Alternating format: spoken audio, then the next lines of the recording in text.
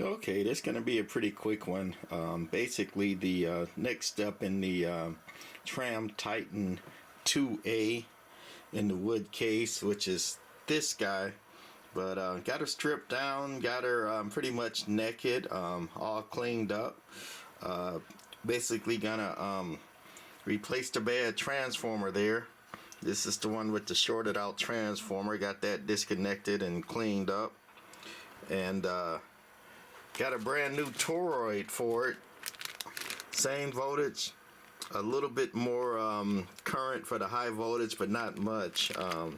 You know, you don't really need to go crazy with the higher current, but just higher enough so it should be a little bit more dependable, maybe a little bit more stable than the original transformer. So we're going with the new toroid to replace the original transformer. And like I say, the Titan series all had the Collins mechanical filter, which is that guy right there. But with the Titan series and the laters, they went to the normal type IF cans like that.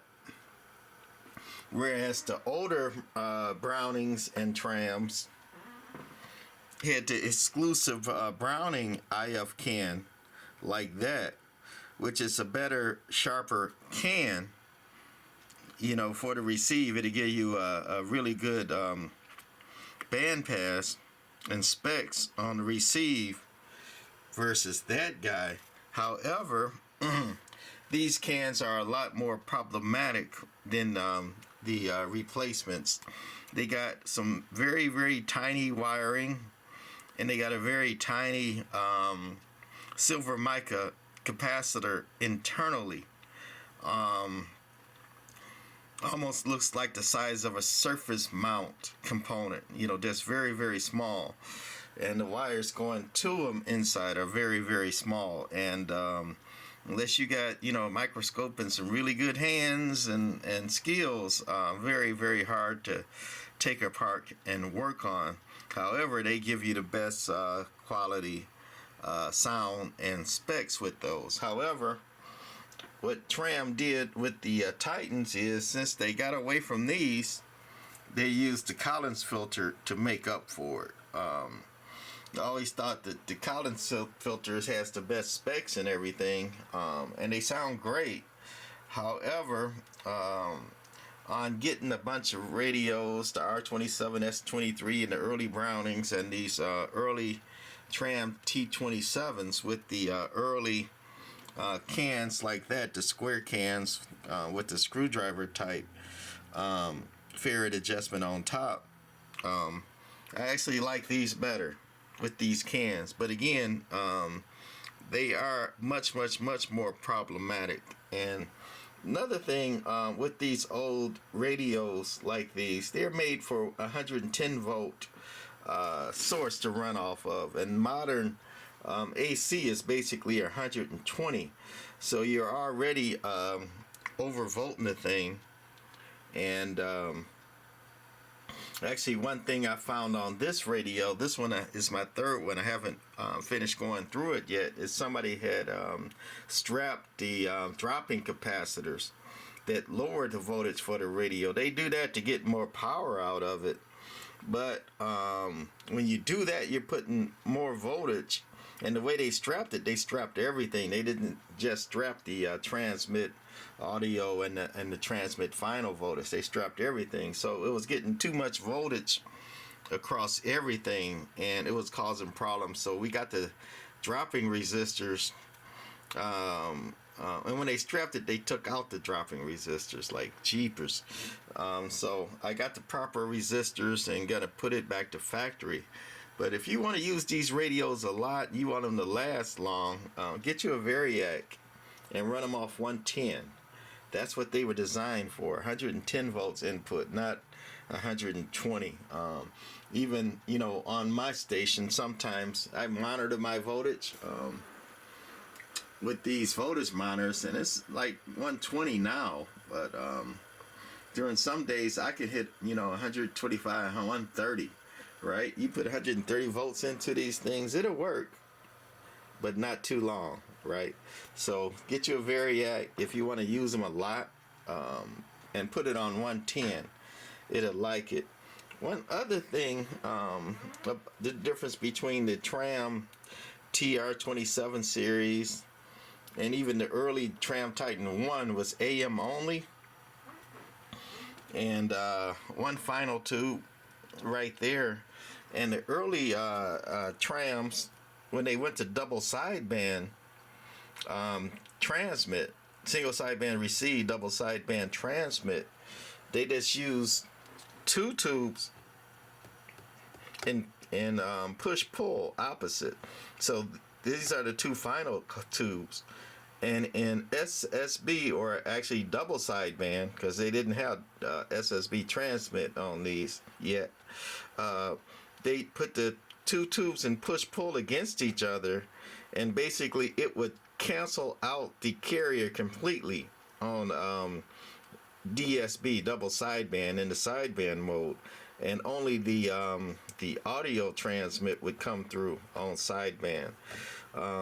On both sidebands at the same time, they would cancel out the carrier using two tubes. They didn't have balanced modulators and all that.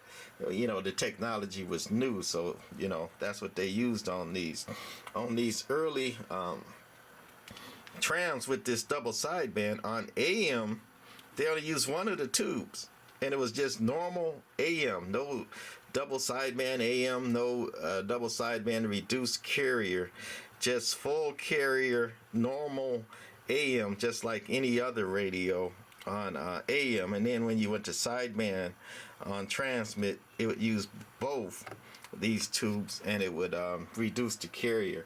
Some other radios, like the Regency range gain and Imperial and all that, they used on AM a canceling technique similar to this,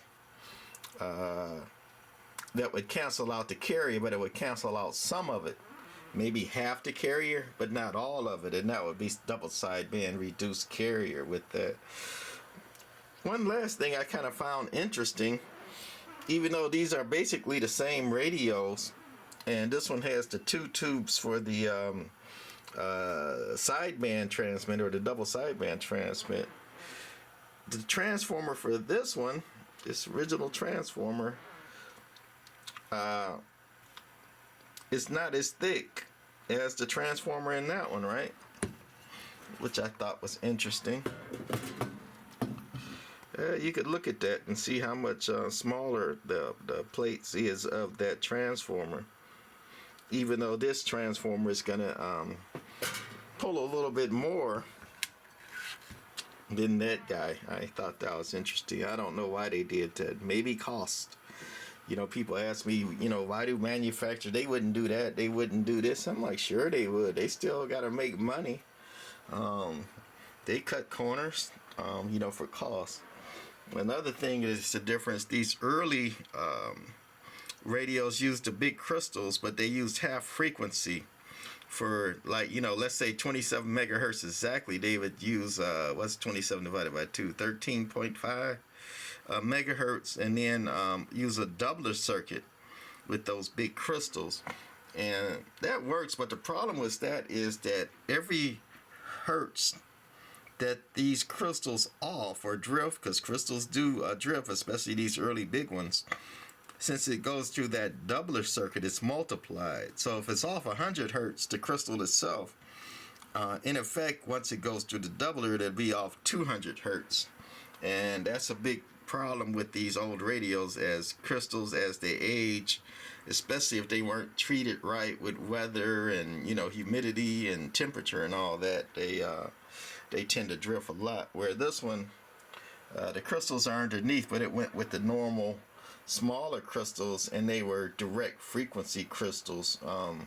And speaking of that, when you try to hook a VFO to these radios with the doubler, it makes it very difficult, because, you know, normally you pull a crystal and you put in the correct frequency, but since it goes through the doubler, it makes it a little bit problematic for the VFO. And also the manual receive dials on these, they only went up to, one or two channels past 23 on the receive, and modding the crystals there doesn't affect that manual receive. So if you wanted, uppers or lowers or extra channels with these radios, and that's true for this guy too, basically the same manual receive. Most people would put a switch and mess with the capacitance here. For hires, you might want to switch out that capacitor or change the capacitance to it. And for lowers, you would add capacitance. More capacitance slows down the frequency and less speeds it up. But, to do a VFO, you would have to mess with that, and then the dial's not going to track right? So you need a counter. And then, the VFO is not exactly right or easy to do on this one. And same with this one, you got to, mod two things to do it. So you very seldom see VFOs put on these radios to get extra channels. And also, especially this one with these cans, it's not wideband. One of the reasons that these IF cans are so good is that they have a very narrow frequency receive, right? The bandwidth is very narrow. So when you try to get more channels out of it, it's already restricting, the receive coming in, the bandwidth. Same with transmit. So it's very problematic to do that, and usually not worth it. I mean, it can be done. Anything can be done with the right amount of time, money, and effort, right? But usually not worth it. I mean, it's a great radio. It's one of the best receivers ever. Both of them, the Collins filter or them cans. And you go to mess with it to try to widen it, you're going to, bring in more noise and more stuff that you won't want, and it's very problematic to do it. So most people just leave that alone. Anyway, I said this was going to be short. I guess I lied, so I'm going to call it for this one.